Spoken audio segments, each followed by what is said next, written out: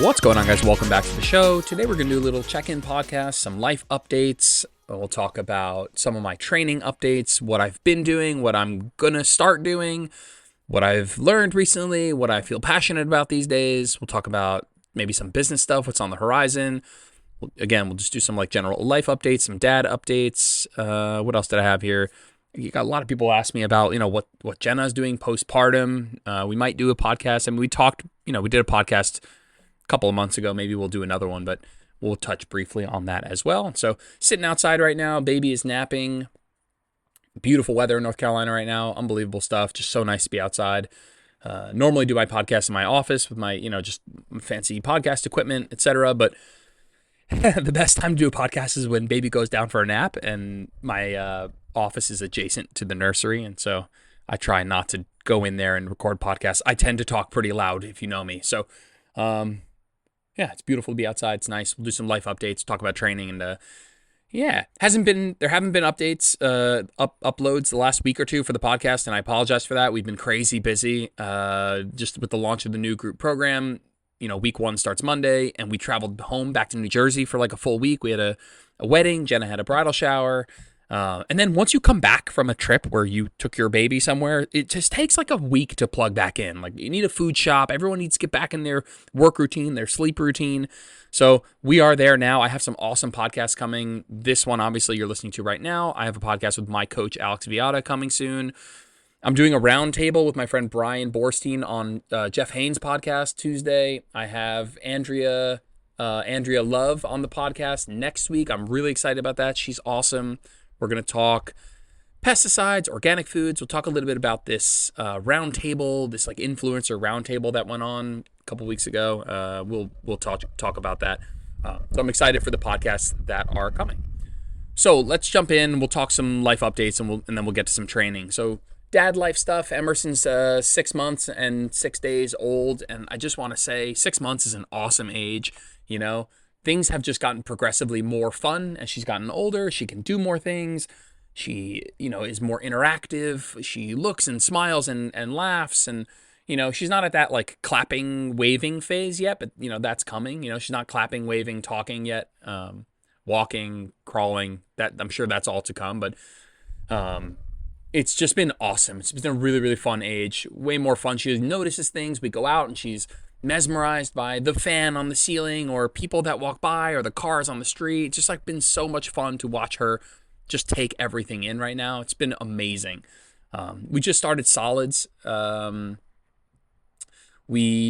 has just, through Jenna's line of work, she's just seen a lot of nightmares where like babies choke, just through her work as an EMT. And so she's like, a little bit, I'm going to use the word paranoid because she's going to use the word paranoid, but that's maybe an overstatement of like baby choking. So, by the way, I'm over here like defending the way we've introduced solids, and that I already catch myself. The comparison game with parenthood is insane. Everything you do, there's pros and cons. There's people who believe in it. There's people who tell you it's bad. We sleep trained our daughter, oh, sleep training's bad. You shouldn't sleep. You should just do this or just do that, or babies don't need that, or you should be doing this, or you should be doing Ferber method, or you should be doing, this pick up, put down thing, or cry it out, or, you shouldn't do any of that. You should just run in there and pick up your baby and hug her until she falls back asleep. It's like every single thing you do, there's people telling you that's wrong. There's other people telling you that's right. And it has begun with the sleep training stuff. And starting solid foods. It's been crazy. Just if you mention it to people, they're like, oh, this is what we did, this was better. Or again, people mean well, right? But it's just the comparison, the never-ending comparison game has officially begun with how we've handled Emerson's sleep and how we've handled the introduction of solids. So whatever, I won't dive too deep into it, but so far so good. We've been making our own purees at home, and we did lamb the other day because babies don't get a lot of zinc or iron in breast milk. So foods that are high in zinc and iron, pretty smart. So we did lamb, we've done peas, and we've done sweet potatoes. And so far, 3 for 3. She loves everything so far. So that's been super duper fun. It's absolutely adorable. And just overall, my other note says being a dad is the best. I've just really been loving it. And, working on, I know it sounds cliche, but like working on being present, not being on my phone when it's family time, and, trying to remember that it's very easy for you to just keep working towards the next thing. It's right. Like I can't wait till she crawls, or I can't wait till she walks, or I can't wait till she talks, or I can't wait till we, can go on a daddy-daughter picnic, or whatever it is. I don't want to do that. I just kind of want to really, really, really love each phase as it's here, because it changes day by day. And so really working on not trying to do just wait until that, and just enjoy her for where she is right now and the things she can do. She's starting to notice the dogs. She's starting to pet the dogs a little. So really, really awesome. It's just been super fun. So yeah, really trying to be as present as possible. So let's talk about some training updates. Currently, I'm lifting 3 days a week and running 3 days a week. There were a couple, maybe like months ago, I did a podcast about my training, and I said that I was training every day, right? That was an experiment I did. Basically, what I was doing when I was training every day is I split my program up. So same program, but I just split it up across like 6 or 7 days. So instead of doing 4 exercises on a day, I would do 1 or 2, but I would do it every single day. And I've tried a lot of different organizations. People ask me all the time, hey, Jordan, is it okay if I split up my workout? If I do a little bit now, a little bit later, or if I take my 3-day program, but I do it over 5 days, or I take my 5-day program and I do it over 3 days. And there are a lot of ways you can make that work as long as you get the work done across the week. Outside of extreme circumstances where you're trying to do a full week of training in 1 day, it can work. And so I've tried a lot of different ways to organize this. I've tried, again, I'm talking about a fixed amount of work. And so I've taken what I know I can handle right now, mentally, physically, on motivation wise, on top of my running. It's about somewhere between, 20 to 30 working sets, right? So 20 to 30 working sets. I've tried doing that over 3 days, 4 days, 5 days, and 6 days over the last several months. Longer than that, probably over the last year or so. And what I've found for me right now is 3 days a week is the sweet spot. I do 3 days a week, 8 working sets per workout. So 3 days a week, all full body, 8 working sets, usually 3 upper body exercises and 1 lower body exercise. Given that I'm doing a good amount of running and I have no ambitions to grow my legs anymore, they are on full-blown maintenance mode, I feel like I can do that reasonably well if I train really hard. I know that's only 6 working sets for my entire lower body per week, but I'm okay with the results that it has given me over the past 6 months. And when I say results, I mean basically maintaining my strength across all my lifts. And so that doesn't sound like a lot, and I'm not suggesting that people who listen, my goals for overall resistance training is just to maintain the muscle I have. I have currently no ambitions to grow any muscle anywhere. So my goal is to do as little training as possible to maintain muscle. And for me right now, that's about 100 minutes a week. Right? Each of these workouts is taking me between 30 and 35 minutes. And so about 100 minutes a week feels like the minimum I can do and maintain right now. And so that's 8 working sets, 3 days of training, all full body, 24 working sets total. Everything either to failure or, maybe 1 or 2 reps in reserve if I'm, if I just bitch out on that set, let's say. But everything very, very close to failure. Again, my goal is to maintain muscle. If I wanted to, and by the way, I actually think that I will build some muscle doing this. But that's cherry on cake for me. Cherry on the cake, icing on the cake, cherry on top. But if I just maintain, I'm totally fine with that, frankly. Seriously, totally fine. What about anything else on the training? Yeah, I'm doing 3 days a week, right? 1 leg exercise per each of those workouts, but I'm alternating between an A and B schedule. So I was trying to say, okay, if I'm going to do 3 leg exercises for an entire week, what are they going to be? And I just can't cover all the things I want to train in 3 leg exercises, right? If I do ham curl, leg extension, split squat, well, that's decent, but I'm missing a little bit of lengthened ham. Even if you're doing seated ham curl, I'm still missing some of the hinge hip extension function of the hamstrings. I'm missing a lengthened quad, right? Yes, I'm getting a lengthened quad in my Bulgarian split squat, but not as much knee flexion as I could get in a hack squat per se. I'm missing a little bit of frontal plane work in my opinion, so maybe some abduction, some glute med work. And so what I do basically is week 1, I have the same upper body movements, but on my first workout, I do leg extension. I'm making this up. I don't have it in front of me, but day A is leg extension. Day B is ham curl. Day C is, let's say, hack squat. And then the next week, I do RDL, hip extension, glute med kickback. I don't have those exactly in order, but those are the 6 moves that I'm currently doing: leg extension, ham curl, hack squat, RDL, split squat, and glute med kickbacks. I do 1 of those on each day, 3 of them per week, but I'll rotate every other week, hitting 3 of them on week A and then the other ones on week B, let's say. And that's been really great because I'm looking at those exercises, and that it's not perfect, but between the leg extension, the hack, and the split squat, I get all the quads that I need. Between the ham curl, the RDL, I get, let's say, all of the hams that I need. Between the RDL, the split squat, the glute med kickback, I get the glutes that I need. The glute med kickback is more of my frontal plane, more abduction-y stuff, and so I'm pretty happy with that. It's not perfect. In a perfect world, I'd maybe have something for my hip flexors. I'd have something for adductor in particular, and that's okay. You're not going to hit everything perfectly every time. So cool. Moving on to my running goals.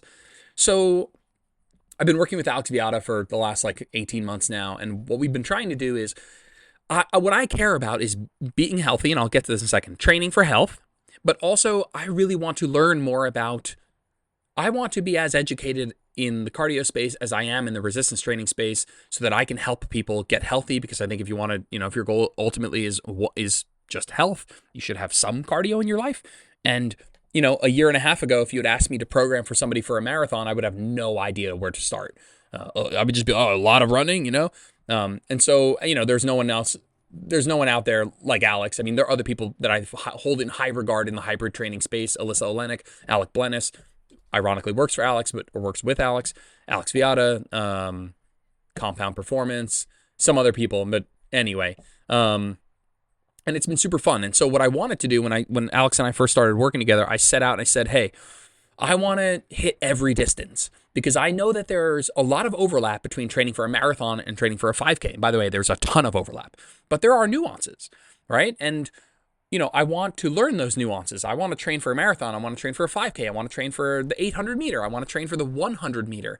I want to understand the entire spectrum of intensities for cardio. Now, as I've done a lot of these distances and train, so basically what we do is we train for 12 weeks and then we hit a distance. Then we train for 12 weeks, we hit a different distance. And we've kind of bopped around a little bit. It's not like we went marathon, half marathon, 10K, 5K, 1 mile, 800 meter, 400 meter, like in a linear increase in intensity, decrease in distance. We've kind of bounced around a little bit, which has basically been from a fun perspective. I was, by the time we were done training for that half marathon, I was like, I want to do something different. Let's train for something shorter, but it's been super fun. I did the half marathon, then I did the 5K, then I did the 1 mile, and I just finished a 12-week training block for the 800 meter. And I think that's where I'm going to call it. I just don't think I have as much interest in the sprinting world. I'm not saying training for sprint work doesn't have big overall health benefits, but because it's more of a power activity, right? Like sprinting isn't an aerobic activity. You're not going to get a lot of improvements to metabolic health from tons of sprinting. A lot of the benefits of sprinting overlap with the benefits of resistance training. And that is not to say that there aren't independent benefits of sprinting. There are, totally. But doing the 800 meter was basically all sprint work. And what I mean by sprint work, I mean it was all, I don't want to dichotomize too hard, but it was all anaerobic. I didn't do any longer running. I didn't do any running that was limited by my cardiovascular system. I didn't really do any running that gave me a lot of positive adaptations from my aerobic system. So that's kind of where I'm going to, listen, if somebody wants to come to me, and usually they're coming to me for overall health.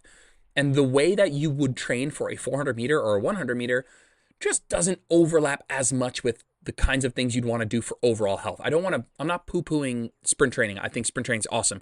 But doing a full block of 12 weeks of just sprint work, I would be missing out on the overall health benefits of some longer running. And you could include that, by the way. Of course, you could include that. But with the limited amount of time I want to devote to training, only 3 running per week, you'd have to basically devote all of that to speed work. You could. There's a lot of ways to do it. I don't want to make it seem like that's the only way to do it. But my interest in cardio kind of peters out at the 800 meter. And the 800 meter, I want to be very honest, 800 meter is already not an aerobic activity. It's it's a neuromuscular activity. You're only running for, between 2 and 4 minutes here. So, anything, let's say north of your VVO2 max, let's say a distance that's shorter than the mile, you could even say the mile could in some ways be more of a neuromuscular activity. It just, my interests sort of peter out because the overall health benefits of training just sprint work aren't, let's say, as great from a metabolic health perspective. So anyway, the last 12 weeks I've been training for the 800 meter, super fun, honestly. Like it was super fun to see that sprint work made me a better runner. So training with doing a lot of sprint work is really good for improving what's called running economy. So things like lower limb stiffness, rate of force development, leg turnover, basically improving your running efficiency, your ability to generate power, your ability to do so efficiently so it costs you less energy, your ability to just move your legs faster. And that speed work, that improvement in running economy, running efficiency, will carry over to other distances. Something that I was explaining to Alex is when I watch other people run, they look like they have like a bounce, right? Like other people, they look like they're gliding, they're bouncing. And I was like, Alex, I got no bounce. I'm like sloshing around through these runs. But after 12 weeks of sprint training, I feel like I have some bounce, like a little bit quicker off the floor, a little bit more powerful with each step. And that is what you would expect. I mean, that's what you would be trying to do with sprint work. And it was cool to see me actually get those adaptations. And my takeaway is that if you're looking to be a better runner, right? Yeah, everybody gets kind of egotistical, and I say egotistical not in a negative way, because it's myself included, where they think that running longer is like this. Running longer is the goal. I just got to keep running longer and running longer. It's like, yeah, but practicing running faster will make running longer easier because you will be more efficient with each step. And so does that mean everybody needs to do like a big sprint block? No, you don't. But having some, like if you even look at the best marathon runners, they have some speed work in their program because they acknowledge that improvements in running economy are incredibly helpful for their long distance. And that became very apparent to me as my body transitioned into more of a sprinter profile. I felt myself, even when I went back to run at paces I used to practice at for the 5K, for the marathon, or for the half marathon, they felt easier. And I was like, oh, that's what this is. My efficiency has improved. And so that was really helpful. It really felt like, okay, no matter who you are, if your goal is to be a better runner, I'm not talking about just, improve your cardiovascular fitness, which you could argue this would be beneficial for too, in some indirect degree. If you want to be a better runner, having some runs where you run faster, right? Let's just call it running fast can be helpful. It can be helpful for your slower running too. That's all, So that was important for me to remember, even if I'm training somebody for a marathon, half marathon, 10K, 5K, certainly for the 5K, having some speed work, even though it might seem non-specific, is indirectly quite helpful. So I did basically from the marathon down to the 800 meter. That's where I think, going down to the 400 meter is a bit of a different ball game, and going up to an ultra marathon might be a bit of a different ball game. It's actually not that different from training for a marathon. It really isn't. But the time commitment is again not a big jump from a marathon, but certainly a big jump from training for the 800 meter.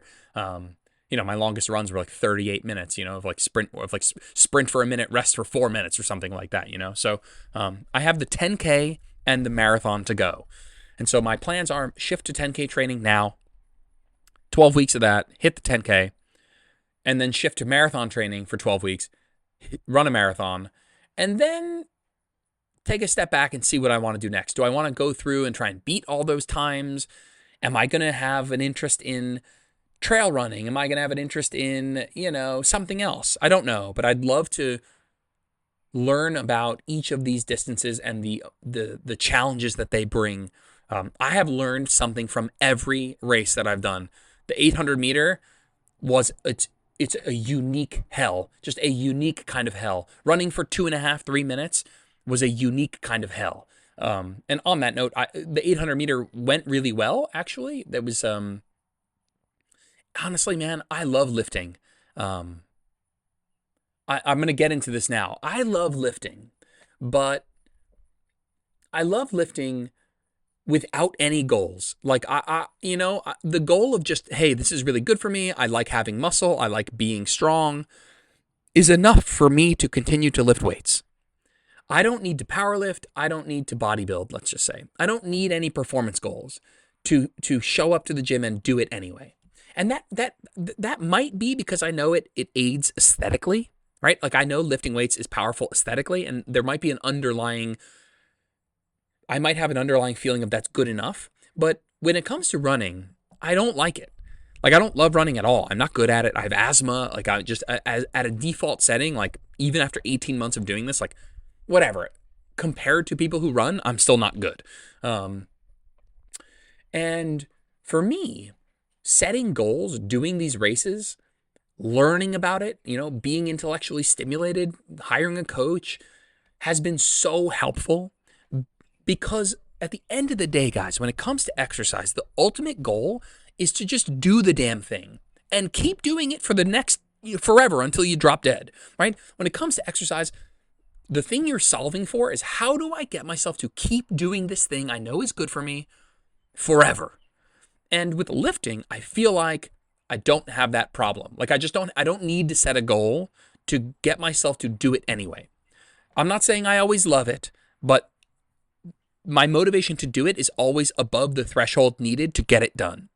With running, I don't feel that way at all. Like without these goals, I would not just be like, I'm just going to go out for a run because I love it. I love going outside and I get the runner's high. I don't feel that way at all. So for me, these performance goals have been just the only reason I'm still doing this, frankly. The only reason I am doing this is because I've found that to be very helpful. Now, for some people, that might be the opposite. You really love going out for a run. You love going for a bike. You love a Peloton class. And you just do it to do it because it makes you feel good. That's awesome, by the way. But with lifting, maybe you feel like, I don't feel that way.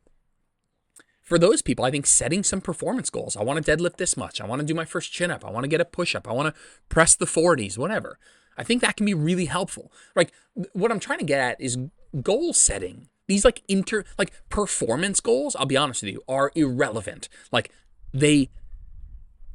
I mean is they don't actually matter. Like if you can deadlift 500 pounds, it doesn't matter because you have far exceeded the amount of strength you need for daily living. Being able to run I'm making this up, a sub 3:30 marathon. I'm making that up. That's crazy fast, by the way. Like you're well beyond the fitness level you need for daily living. So the point of setting goals is, does this goal make me more likely to keep doing this thing I know is good for me, even if I don't feel like doing it? And I feel just like some people, performance goal setting is going to be super powerful in some contexts. And for other people, not having goals is going to be super powerful in some contexts. And I just think that within the same person, not everybody needs to be a goal setter in everything they do, and not everybody needs to be not a goal setter in everything they do. I'm gonna just tangent for a second. A saying that I fucking hate: how you do something is how you do everything. I hate that saying. Not only is that not true, it's a terrible idea. It's a terrible idea to do everything 100%.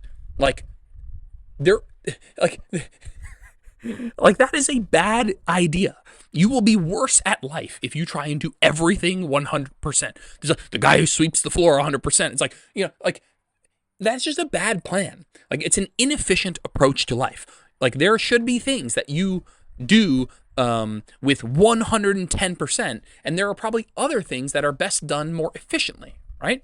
To do something at 100% effectiveness is almost certainly to do it with less than 100% efficiency, right? If you wanted to get the absolute most muscle that you possibly could, you're going to do a lot of things with diminished returns. This idea that you're going to do everything to 100% effectiveness is a really inefficient way to live your life. And so anyway, that's just saying I absolutely hate. Listen, I get it. I've never been making your bed is a way to set yourself up for more discipline. To me, making a bed is making my bed. I'll use that as an example. To me, that's a waste of time. I'd rather be doing something, a different thing that is more fruitful 100% all in. So anyway, that's been a thing I've just been thinking about. It's like, how you do something is how you do everything. That's a terrible, terrible plan. You know, like, and I mean that in an absolute sense. That doesn't mean that you like do one thing well and you just mail everything in your life in. That's not that one thing. I just mean it's an inefficient way to go through life. Like, you should be picking and choosing things to go all in at, because you can't do everything at its 100% most effective, because that just takes so much going deep into diminishing returns. Anyway. So for me, having this performance goal makes me feel really motivated to do it. But for other things, I might find more beauty in doing it just because it's good for me. So anyway, this small side rant. Cool. Let's talk a little bit about what's up for me business-wise on the horizon, and then some topics just that I'm feeling kind of passionate about right now, let's say. So I guess some of the goals that I had this year was to get my group program to 1,000 members by the end of the year. It's October. We're at like 850. And by the way, I'm mega proud of that, but I don't see 1,000 happening. The group grows slower than what that would cost, extra 50 a month, let's say. I don't think we're going to get there. The biggest reason is that growing the group means growing my social media, and growing social media is hard right now. I am trying my best to do that, even if it means, putting like hashtag primal diet on everything, and then having people who are like crazy carnivore kind of nut jobs come to the post and drum up a ton of engagement by getting really bothered that I say that having an LDL 500 is bad, but it is what it is. But that's what my goal is right now. I'm trying to push my group to 1,000, and then just kind of see where I'm at. That is something I do want to do. But right now I have a work-life balance I really like. I do three things in my life. For business, I do three things. I have my one-on-one clients who I cap out between 20 and 30, which lets me, I say this kind of tongue in cheek, it lets me not forget their last name. You know what I mean? Like, it lets me not forget their kid's name. If I had 50 one-on-one clients, I just wouldn't be able to stay connected in a way that allows me to give the best of myself. So I cap that between 20 and 30. It lets me keep those skills sharp. At the end of the day, like, I feel like if you go on the internet, you can kind of tell who are the people working with, literally, like, with individuals, period, right? Like, if you look at some people's content, you're like, yeah, you don't work with actual people. I'm going to use like boots on the ground, but obviously this is virtual, but you don't actually work with real people. And I don't ever want to lose that intimate touch of understanding people on a personal level. And so I'm never going to stop one-on-one coaching. I've even thought about trying to get people to let's say, come to my garage for personal training. I have one client who does once in a while, and I've really enjoyed that. That has been another tool sharpening thing that I've really enjoyed. But so I have my one-on-one clients. I have my group, which is the most scalable. From a business perspective, that's the most scalable. The group training is also, in my opinion, the most fun problem that I solve. It's people are like, find the life's not about having problems.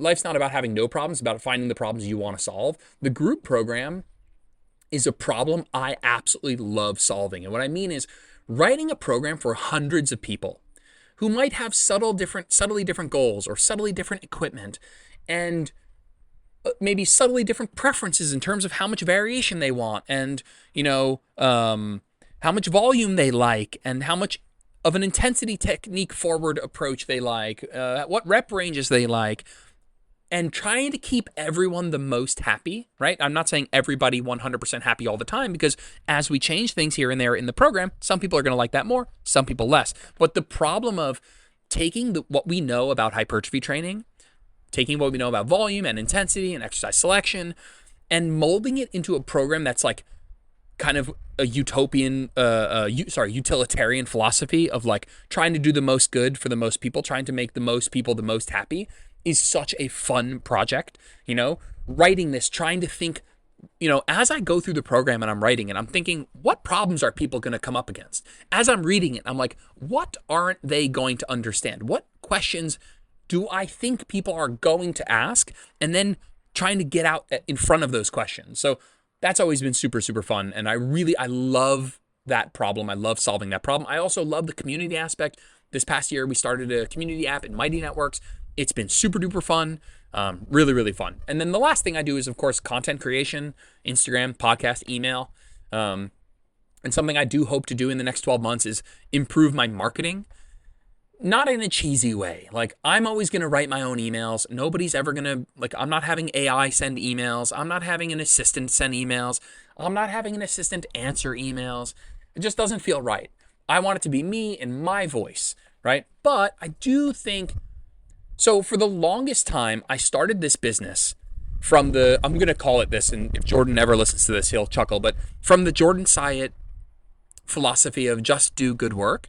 Is one of the first lessons I learned from Jordan was just, the market of coaching and trainers is saturated, but it's not saturated with good coaches and good trainers. And so if you do really good work, you post good, helpful content, you help your one-on-one clients, you focus on doing a good job, then the business will come find you. And that's that's the school I've come from. And it has served me a ton. I mean, I'm incredibly happy with where I'm at, very content and beyond. But I think I probably, if I want to take anything to the air quote next level, I probably need to do a little bit more businessy stuff too. You guys have probably, if you get my newsletter, you've seen that I send more emails, right? Not all the time. And I try and add some value. I'm either giving you something for free or I'm trying to talk about something I think you'd find interesting. But I got a market, you know what I mean? Like, and I know a lot of people would agree with me. They're like, Jordan, you don't need to defend your talking about your offer. You need to do that as a business owner. And I know I do, but I think a lot of business owners who work for themselves struggle with talking about their offer and they feel like they don't want to be too salesy. And so I'm trying to work on that. But for me, that means sending more emails, especially encouraging people to join the group. Once I started doing that, I did see an uptick in people joining the group. And I find that email is a different medium. It's not for everybody. Not everyone loves email, but it is another medium, point of contact, Some people love it. Some people open my newsletters and emails, and I get a lot of you guys replying to them. It's super fun. We've had some wonderful chats in email, and so that's been great. People have asked me if I'm going to do group nutrition coaching. People have asked me if I'm going to do hybrid programming. So right now, I don't think I'm going to do a Train Heroic hybrid program. I just think it would be tough. My current business model would make that tough, given the community on Mighty Networks is geared almost entirely to my hypertrophy program. I might sell some one-off hybrid, let's say a 12-week program, let's say like 12-week marathon program or a 12-week 5K program or a 12-week just general health hybrid program. I might do that in Train Heroic, just sell it, hey, $50 for, I don't know what a good price is. I have not even thought of that. For people that are looking for something more hybrid. But to be fair, my group program right now is training 3 or 4 days a week with 2 optional cardio days. If you did 3 days of lifting and my 2 cardio days, that's pretty hybrid, It's not geared toward a race, but it's certainly geared towards the person who wants to be healthy overall. As far as group nutrition coaching, I will tell you, this is something I've been saying for at least a year now. It's something I'm going to do over the course of my training career. Mighty Networks makes it really, really, really accessible. Mighty Networks is awesome. My community is awesome. I love everything that it is about Mighty Networks. And it makes group nutrition coaching, like, I don't mean easy to do, but I mean, it is a platform that is set up almost specifically for that. The truth is, it's not, like, to me, nutrition is more complex and complicated than training, insofar as improving your nutrition is a lot about, like, behavior change and triaging, all of the things that can improve your health from most important to least important. And there's a lot that goes into that. And so I'm in the R&D phase right now. I'm starting to put together what I think would even be helpful. And if you are in a group coaching program right now and you absolutely love it and you want to touch base about what they offer and just be like, hey, this is something that I find really, really helpful, that would be helpful for me. I don't want it to be like, hey, here's a spreadsheet, here's how you calculate your macros, and here's how you make adjustments, and here's how you reverse diet. Now, what I just said can be a part of the nutrition coaching group, right? Setting up a fat loss phase, executing it, and unraveling it back to maintenance. Absolutely. But there's just so much to the mental and behavior change side of it. I don't just want it to be, here are your macros, here's how you do a fat loss phase, bye. Here's how you do a surplus phase, bye. Those things can be in it, and that I think I could do no problem, but I want to make sure that it's a bit more than that. So I'm in the R&D phase, the research and development phase. So I need to get a feel for what else people would find helpful. I've always done really well if I ask myself, what problems are people going to come up against, and how can I solve those preemptively with content, right? How can I make a course or a newsletter or a podcast or an Instagram post about problems people are having? And so when it comes to this group nutrition coaching, that's what I'm thinking about. It's like, what problems are people having, and how can I go ahead and solve them? And then from a podcast perspective, I have some really great ones in the works. I'm looking to do at least one solo episode a month, and continue to get quality guests on. If you have somebody that you really love, you want me to get them on the podcast, send me their name and what you think you'd like them to talk about. That's always really helpful. Cool. We'll close this down. I'm going for a long time here. Here are some things I'm feeling particularly passionate about right now in the space. I've doubled down just with this whole influencer roundtable bullshit. Just feeling like I need to double down on the basics. People eating more fruits and vegetables, people strength training, people doing some cardio, getting people to sleep more, getting people to maybe eat a little bit less hyper-palatable, ultra-processed foods. I'm going to have Dr. Andrea Love come on the podcast. We're going to talk about it, but a lot of these people got up in front of our government, and with their one shot to hold the mic and talk to the government about public health and how we can help our country get healthier, said things like, removing food dyes, or like eating carnivore, and that vegetables are bad, and that we need to eat we need to eat organic. And it depressed the hell out of me that this is what people think on a public health level we need to do to get a healthier country. And it just blew my mind that with your one shot, you get the mic, somebody hands you the mic, and they're like, you get a chance to talk to the government about things that you think we should change to improve the health of our country. And you think it's getting rid of Red 40. You think it's getting rid of potassium dioxide or whatever. Like, what in the hell are you talking about? There's so many things we can be doing. And again, I hope to talk about that with Andrea Love. She's wonderful. Other things are exercise independent of weight loss. I've done a deep dive into the research on this. I think the health at every size community is a tricky space, but I think the good that has come from it is a reduction in weight stigma and a lot of research on exercise independent of weight loss being beneficial for our health, independent of weight loss, but also independent of BMI status. And so, yeah, I think that's something I'm going to be talking about a bit more on Instagram. Also, ironically, the exact opposite of that too, weight loss drugs. They're a hot topic right now. And for the last 2 or 3 years, I've had clients on these weight loss drugs, everything from liraglutide to semaglutide to tirzepatide. I think right now I have three or four clients right now on the drugs.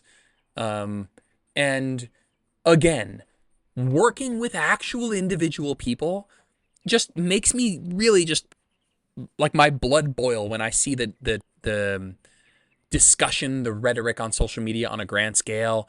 The people are just taking the easy way out, or people are just losing a bunch of muscle. It's like when you actually work with people with obesity or people who want to use these drugs or people with type 2 diabetes, you just realize that there's a lot of noise out there. And I feel pretty blessed having had these experiences and being able to see that for some people, these drugs are miracle leveling, like playing field leveling drugs, life-changing miracle playing field leveling drugs. Again, for the right person in the right context with the right trade-offs. I'm not saying every single person, especially people who's, already healthy body weight people. That's not who I'm talking about. So yeah. Also, of course, hybrid training and programming, something I'm excited about. Again, right now, I will reserve that for my one-on-one clients. If you are out there and you're like, hey, Jordan, I want to hire you because I want a one-stop shop. And I will say, I think I'm in a unique position here where if you are interested in improving your nutrition and your behaviors and getting better at cardio and getting better at lifting all together, I do feel that I have a unique skill set in all three of those categories. Not that I'm the best at any one of them, but if you're like looking for a one-stop shop, you're like, I want to improve my nutrition and become a better runner or biker or rower or swimmer, and I want to lift weights and build strength or muscle or both, I do feel like I'm in a unique position to do those things to a really high level. And so if you are out there and that is something you're looking for, I would love to take on clients who are in that situation. I'd love to take on clients in other situations too, but that is an archetype of person I'd love to help. I'm also, what's funny, I spent my mid-20s, I guess all of my 20s, obsessed with self-development. I had probably had 30 podcasts. I was listening to a podcast, I had my headphones in 24/7. I read every research review. I had a million Google Scholar updates. I listened to a billion different podcasts. I would take notes on all these podcasts. I read every book there was. And then I got a little burnt out. And once I took MNU, became an MNU certified nutritionist, I really took a step back from consuming as much content because I just felt like at the time, I knew enough to help the people I want to help. And that's true. I still feel that way. But I have just crept back into the podcast game. I just went through my Apple podcast, like all the podcasts that I had saved, and I did a bit of a cleanse. And the podcast, I'll list the ones that remained. And again, these are kind of for me with the goals I have. You're listening to this podcast, and so some of these are slightly more nerdy, and you'll probably find me disseminating some of that information here. And so those podcasts are Simon Hill's podcast, Sigma Nutrition. Those are my two go-to from a nutrition standpoint. Jordan Syatt's podcast. I think Jordan does a great job. I was going to say with his connection to the individual, right? Covering topics that I think are obviously highlight how connected he is to his clients and people in the inner circle. And then the Stronger by Science podcast and the Revive Stronger podcast for all things resistance training and hypertrophy. And so that's been really fun. I also think if you're out there and you're a coach and you're looking for research reviews, right now I'm subscribed to 3 research reviews. The first is Examine.com. Examine.com is killing it right now. They are killing the research review game. They have done a wonderful job breaking down studies that I just think they're doing the best job right now. I don't think they're doing the best job with some of the resistance training stuff, mostly from health, diet, supplement, cognitive health, sex health, gut health. They have a whole bunch of kind of topic trees that you can look at. And they do strength and lifting also, totally. I'm not sure that's their forte. I'm also subscribed to Alan Aragon's research review and Alan Flanagan's, I guess it's his membership site where he breaks down studies and topics. I think that those 3 together do a really, really great job. I'm going to call the podcast there. It's been fun. I just wanted to do a quick update, let you guys in with how things are going with dad life, training, just business, kind of things I'm passionate about right now. We'll check back in next week with a podcast with Andrea Love and a podcast with Alex Viada. Really excited about those. Alex and I will talk about hybrid training. I might even put up a Q&A box for you to ask questions that you want us to talk about. And so I appreciate you listening. As always, if you enjoy the podcast, reviews are mega helpful. This goes into my marketing bucket. I never asked for reviews on the podcast for like the first 3 years. And then I started asking for them and you guys started doing it. And I appreciate it a ton. We have hundreds of reviews on iTunes now. It helps boost the podcast. It helps get, more organic reach. And so if you're on iTunes, leave a written review and a 5-star review. It's so helpful. If you're on Spotify, a 5-star review. You can't leave any written review, but it's so, so, so helpful. And it only takes a second. So I really, really appreciate it. And I'll see you guys in the next episode. Thanks for tuning in to this episode of Where Optimal Meets Practical. If you liked the episode, it would mean the world to me if you posted a screenshot to your social media or left a 5-star review on iTunes. That stuff really helps. If you ever want to get in touch with me, just shoot me a DM on Instagram at Jordan Lips Fitness. I'm always around to chat. Thanks, guys. Have a good one.